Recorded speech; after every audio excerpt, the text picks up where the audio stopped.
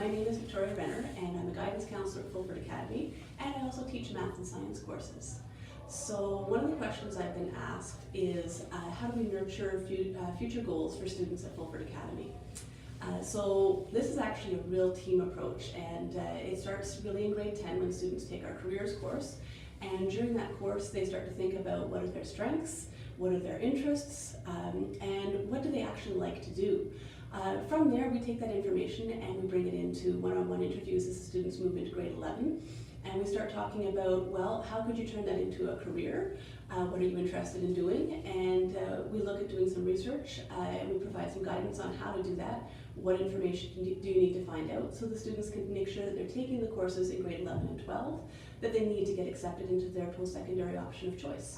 How does Guidance support students at Fulford Academy? So Guidance really becomes active with students in grade 11 and 12.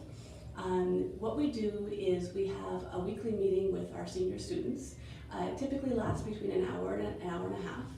And we cover a range of topics. So in September, I do a lot more talking, and we talk about the education system, particularly in Ontario, but also throughout Canada.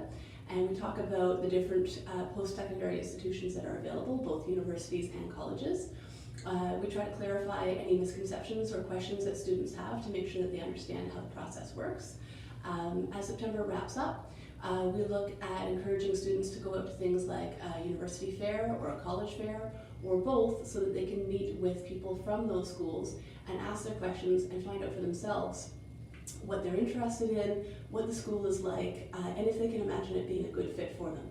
As we roll into October, our focus changes a little bit. Most of our students will need to do some language testing, and so we provide a lot of extra support for that. So we'll time people doing practice IELTS tests and provide some advice on how they can improve. For students that don't have to do that, then they can use that time for other individual things, including research for the university or college applications.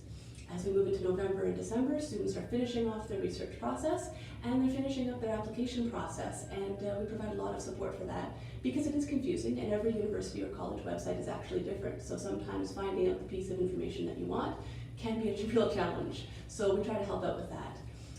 As we roll into January, we talk a lot about scholarships and bursaries, and the students get a lot of extra time and support to work on any supplemental pieces that they need for their applications.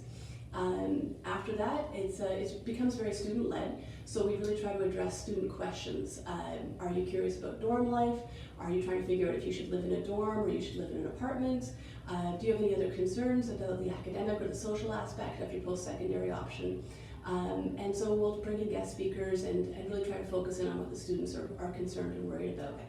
So what is one good habit that a secondary school student could have in terms of preparing themselves to meet their future goals?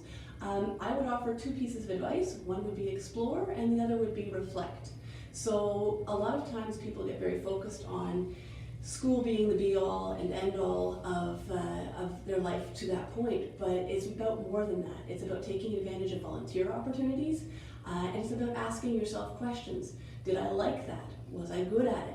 What part did I like? Was it the people part? Did I enjoy the sensation of helping others and feeling good about that? Was it that I really enjoyed the fact that I was working outside and I was moving things around and I enjoyed being in nature?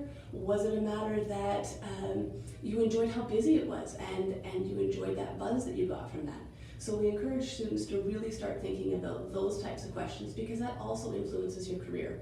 So the more things you try, and that's clubs, that's other extracurricular activities, that's volunteer work, that's your classes at school, the more things you'll have a chance to say, yes, I know something about that and I do like that, or I've tried that and that is definitely not for me, both of which are really helpful in terms of making any type of decision in your life.